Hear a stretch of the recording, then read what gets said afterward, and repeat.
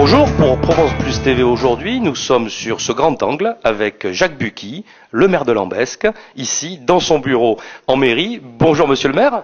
Bonjour Stéphane et bienvenue à Lambesc. Merci. Alors vous allez d'abord nous décrire un petit peu cette commune de Lambesc, qui est une commune au nord d'Aix-en-Provence, une commune à la fois rurale et urbaine, on va dire rurbaine ou encore très rurale. Quel est le caractère de Lambesc aujourd'hui ?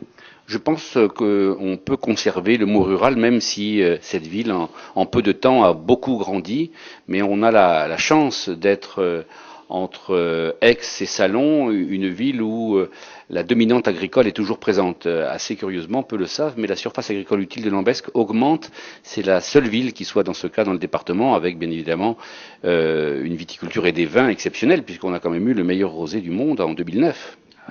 Alors c'est une ville de 10 000 habitants aujourd'hui, qui se développe, des projets de zones d'activité totalement intégrées à l'environnement, un cœur de ville très actif, et puis des projets d'urbanisme qui ont été là aussi remarqués, je crois, sur un plan régional. Alors beaucoup de sujets, c'est vrai que cette ville s'est beaucoup développée. Et pour faire simple, disons qu'elle s'est développée au cours de ces 20 dernières années de façon, à mon avis, trop rapide, sans que les structures soient adaptées, sans que le projet ait un sens réfléchi à l'avance. Et donc, depuis quelques années, nous travaillons à remettre ce sens. C'est pourquoi nous avons en particulier, effectivement, mis en place ce projet d'aménagement qualifié d'approche environnementale de l'urbanisme. Dit beaucoup plus simplement, c'est tout simplement, dans ce temps où tout le monde a conscience des problèmes environnementaux, faire attention à ne pas gâcher les espaces naturels, faire attention à se déplacer avec les modes doux, faire en sorte d'organiser la ville de telle sorte que on se déplace un peu moins. Vous savez, je cite toujours un exemple. Actuellement, par exemple, tous les jours, les parents qui conduisent leurs enfants à l'école font 6500 km au total. Tout ça parce que les écoles sont concentrées en un seul endroit, alors qu'aujourd'hui, la ville qui autrefois était sur 23 hectares, autrefois c'est pas vieux, c'est en 1965, aujourd'hui est sur 560 hectares. Donc, nous avons eu cette réflexion, elle est maintenant achevée, qui consiste à construire une ville où on va penser densité, où on va penser déplacement plus doux, où on va penser l'avenir aussi en verdissant la ville, et tout ça avec un seul objectif, tout simple à dire, mieux vivre dans Lambesc, cette vie rurale à laquelle beaucoup d'entre nous sommes attachés. Alors en plus avec une maîtrise fiscale tout à fait exceptionnelle, puisque vous êtes une des villes qui fait subir le moins la pression fiscale à ses habitants.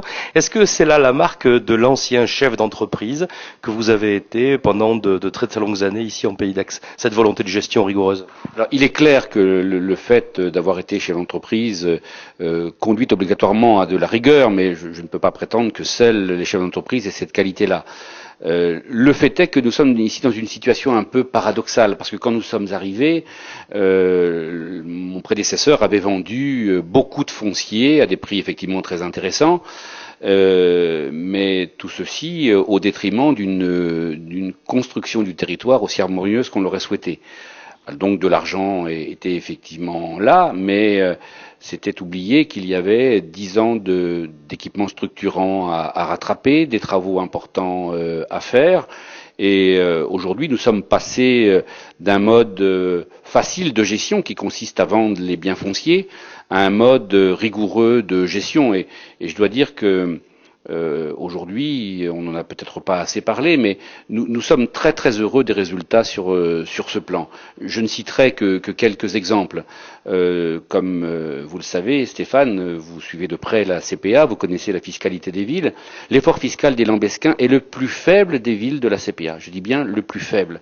Et en même temps, les dotations par habitant, attribution de compensation et dotation de solidarité, sont et de loin les plus faibles de la CPA aussi. C'est 380 € sur notre territoire, Lambesc c'est 143. C'est dire que Lambesc est à la fois dans la situation où il y a tous les équipements structurants à faire, en tous les cas beaucoup, où les dotations fiscales communautaires sont les plus faibles, où les efforts fiscaux, malgré une augmentation qui était absolument indispensable pour faire tout ce qu'on a à faire, sont encore les plus faibles, 12 millions d'euros d'investissement, sans emprunt et en diminuant la dette.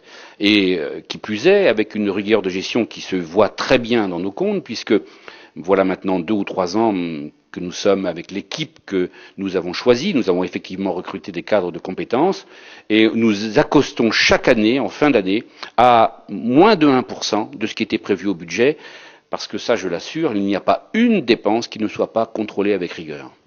Alors dans les singularités de votre très très beau village ici au cœur de cette Provence viticole, hein, on est sur la route des vins du Pays d'Aix ici à Lambesc, vous avez deux singularités. La première c'est d'être une ville universitaire. C'est quand même assez rare aussi qu'un village accueille un équipement de l'université unique. Et deuxièmement, Lambesc est mondialement connu aussi, tristement un peu, le séisme de 1909, qui est très très loin aujourd'hui, mais qui a marqué, je crois, l'histoire du patrimoine, l'histoire de la ville, l'histoire aussi de son développement et de sa transformation. Un petit mot sur cette université peut-être ? Alors oui, 2 mots, d'autant que cela a fait l'objet de beaucoup de textes et donc de discours. Quant à notre arrivée, nous avons voulu non pas reconsidérer la présence de l'université à Lambesc, elle a toujours été bienvenue, mais à reconsidérer en termes de gestion la situation de celle-ci. Il faut tout simplement comprendre que si les communes ont apporté la charge des écoles primaires, il incombe à l'État de porter les universités. Et donc, nous ne comprenions pas pourquoi 2300 mètres carrés d'un très bel immeuble de la ville de Lambesc était quasiment fait à prix coûtant, avec même des charges parfois payées par la commune, au bénéfice d'un État qui, par ailleurs, nous renvoie beaucoup de charges sans compensation. Donc j'ai simplement voulu défendre les intérêts des Lambesquins, faire en sorte qu'il y ait un juste loyer. On a finalement trouvé un accord où le loyer n'est pas changé pour l'université, donc bienvenue, qu'elle reste longtemps, et même s'il faut lui construire des locaux, nous le ferons, avec l'aide, je l'imagine, de l'État ou d'autres institutions. Et nous avons récupéré de la surface qui aujourd'hui est très agréablement utilisée au service de tous et pas simplement Lambesc, puisque nous avons créé la boîte à musique en partenariat avec l'Institut de formation à Salon, qui est une école reconnue sur le plan national. Et aujourd'hui, cette boîte à musique, c'est son nom, véritablement marche très très fort. Il y a beaucoup de résidences, des artistes de qualité exceptionnels qui viennent à Lambesc. C'est très régulièrement qu'il y a des spectacles. C'est un plus culturel pour notre territoire et en communauté comme dans le département apprécié aujourd'hui de tout le monde. Je regrette un peu que la communication ne soit pas assez forte. L'école est très humble dans son fonctionnement et quand parfois les artistes qui viennent du bout du monde, peut-être que ce n'est pas assez su, mais on va corriger cette petite erreur. En tout cas, la commune est dynamique sur sa communication, un agenda culturel, une feuille de route bien sûr de la mairie chaque mois, beaucoup d'agendas. Vous êtes, Jacques Bucquier, aussi un homme qui a regardé largement le territoire dans lequel votre commune est incluse.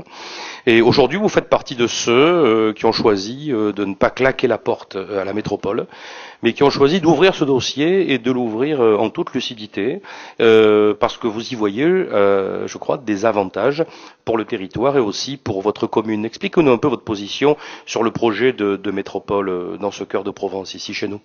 Alors, tout d'abord, quand la métropole a été imaginée pour la première fois, c'était en 2010.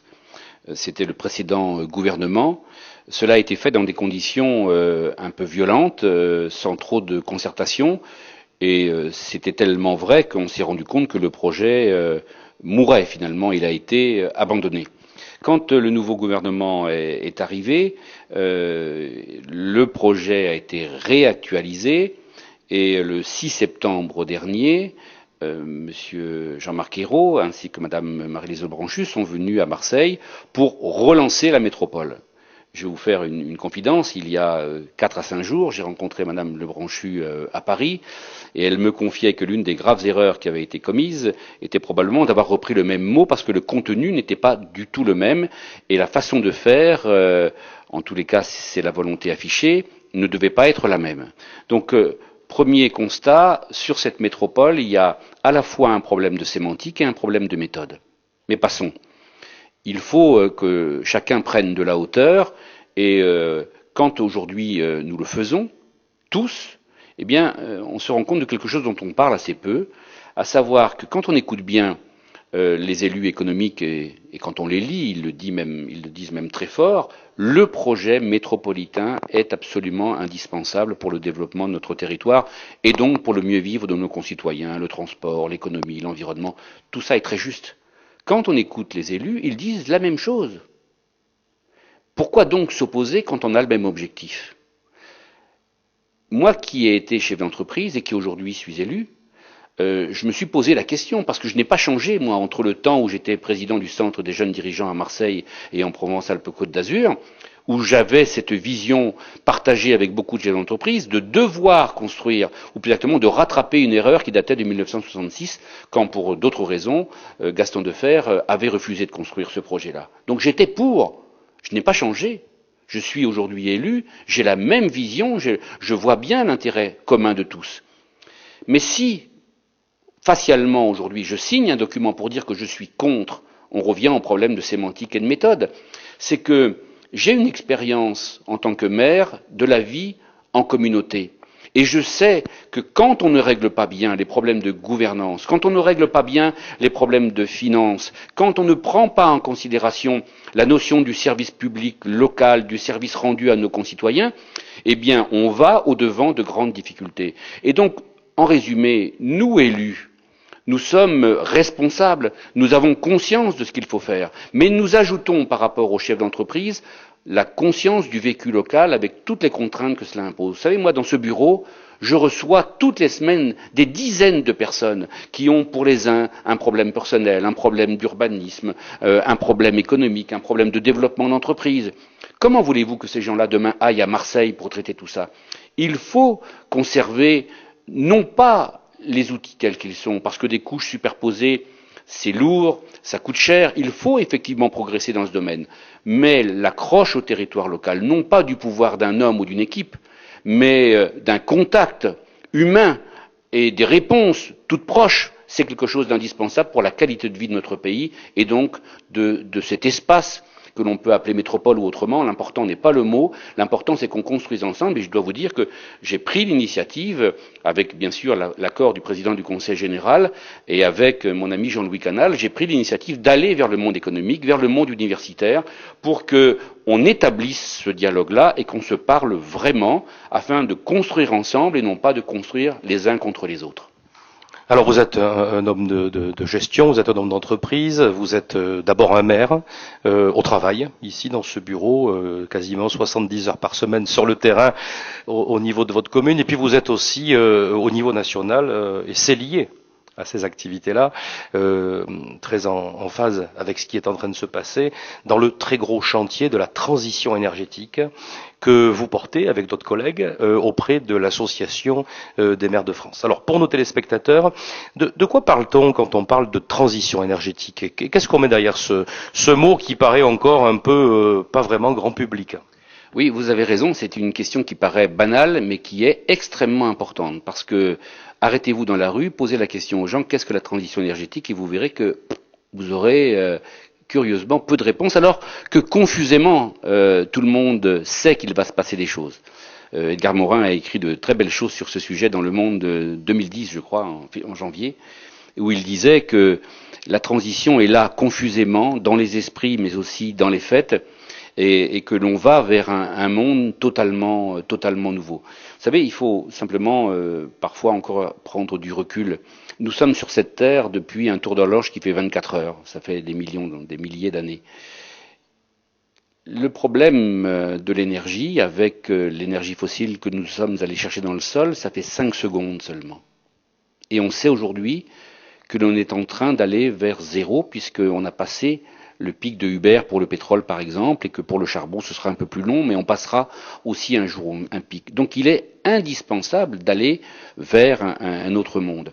Et personnellement, ce que je souhaite, c'est que on fasse des constats et qu'on partage tout simplement des réalités. Je pense, en disant cela, par exemple, au débat concernant le nucléaire. La question n'est pas de savoir si on est pour ou contre le nucléaire. Je suis persuadé que tous ceux qui sont lucides et qui savent qu'il y a à long terme des problèmes, tous les jours des risques, ne peuvent être que contre cette forme d'énergie. En réalité, ils sont pour un mode de fonctionnement qui ne coûte pas cher, mais ils ne sont pas forcément pour l'énergie primaire. Donc le vrai débat n'est pas d'être pour ou contre le nucléaire. Le vrai débat est de savoir quelle politique on met en œuvre pour en sortir le plus rapidement possible. C'est le germe même de cette transition énergétique. Alors les maires, justement, le maire que vous êtes, ont une grande responsabilité parce que cette transition, il faut l'adapter au nouveau mode de vie, en matière d'habitat, en matière d'aménagement, et puis aussi un dossier qui préoccupe les Français où qu'ils habitent, c'est la précarité énergétique. La précarité énergétique qui est un domaine sur lequel aujourd'hui on se rend compte que le coût de l'énergie est en train de ruiner des familles entières. Donc un impératif environnemental et puis aussi un impératif social. Alors, tout ceci est tout à fait exact, mais avant d'aborder le problème de la précarité, il est important de prendre conscience de 2 ou 3 faits qui font partie de cette transition mal comprise. Le premier, c'est que nous sommes passés d'un temps où EDF, depuis 50 à 60 ans, produisait en stock très loin, avec des grandes usines très loin, à un temps où nous allons devoir produire de plus en plus localement. Hier, c'était des ingénieurs, demain, ce sera le citoyen qui produira. On passe d'un système de stock à un système de flux. On est dans un système où on distribuait sur tout le territoire. Demain, il va peut-être falloir aller collecter chez chacun d'entre nous. Ça change fondamentalement l'approche du thème de l'énergie. Il y a une deuxième notion qui est importante également, c'est que hier l'énergie c'était produire et consommer. Aujourd'hui, c'est plus compliqué. Il y a 3 mots qui caractérisent l'énergie aujourd'hui. Le premier, c'est la transversalité. C'est-à-dire qu'aujourd'hui, eu égard au coût de l'énergie, aux problèmes que cela nous pose sur le plan environnemental, eh bien, on ne peut pas penser habitat sans penser énergie. On ne peut pas penser aménagement du territoire sans penser énergie. On ne peut pas penser développement économique sans penser énergie. On ne peut pas penser éducation sans penser énergie. Et donc on voit bien la transversalité de cette politique-là et l'importance qu'elle revêt pour toutes nos collectivités.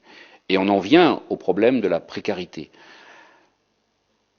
Le pire, c'est qu'aujourd'hui, le problème vient tout juste de naître et 42% des Français sont déjà concernés par ce sujet-là.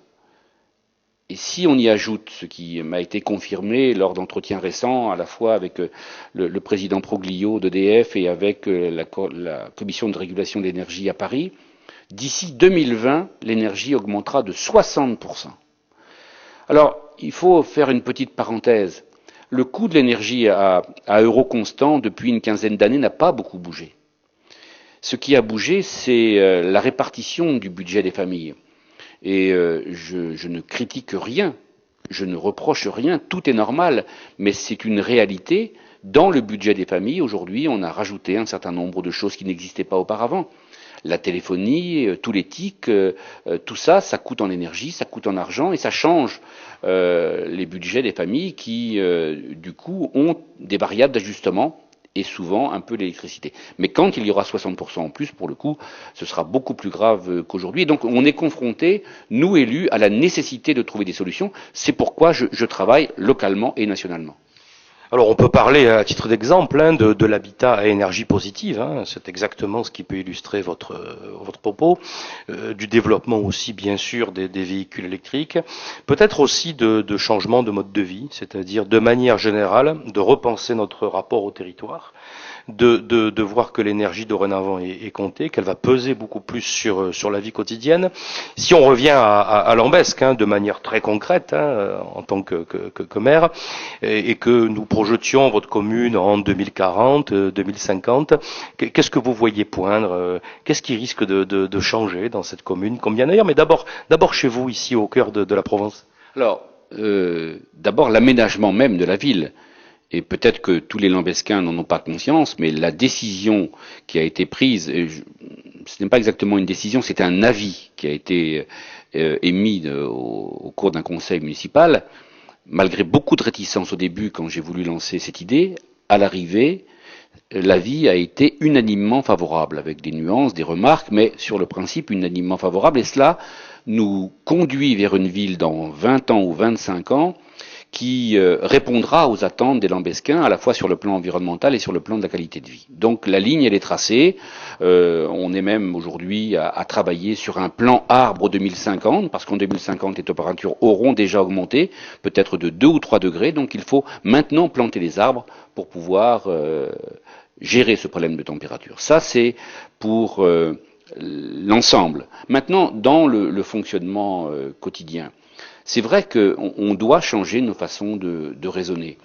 Et que, par exemple, pour la voiture, il faut que chacun se pose la question de savoir s'il est mieux à la fois pour la société et pour soi d'être dans sa voiture avec sa voiture ou de commencer à la partager pour se déplacer ensemble.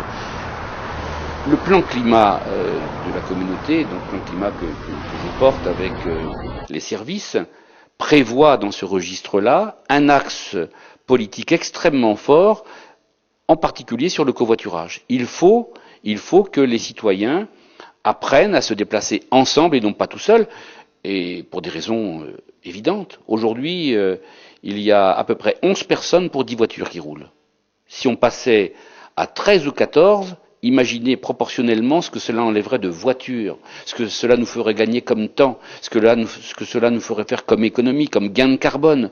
Donc c'est un effort pas compliqué, ça passe par les consciences et l'éducation. Et nous, les élus, nous avons un rôle. J'ai demandé à notre présidente, qui en est d'accord, de développer une politique de communication très forte pour que nos citoyens apprennent à fonctionner et à se déplacer ainsi.